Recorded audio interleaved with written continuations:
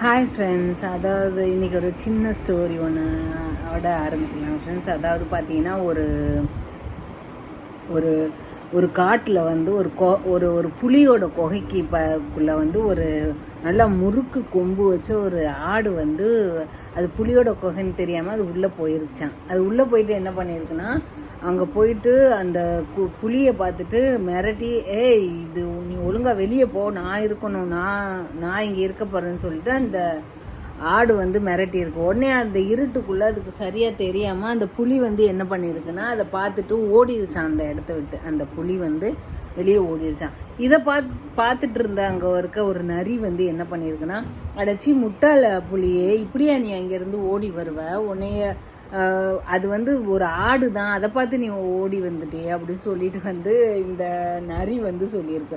So உடனே இது என்ன பண்ணியிருக்குன்னா, புலிக்கு அப்போ தான் தெரிஞ்சா, ஆஹா அப்படியான்னு சொல்லிட்டு போய் உடனே அந்த ஆட்டை பிடிச்சி சாப்பிட்ருச்சான்.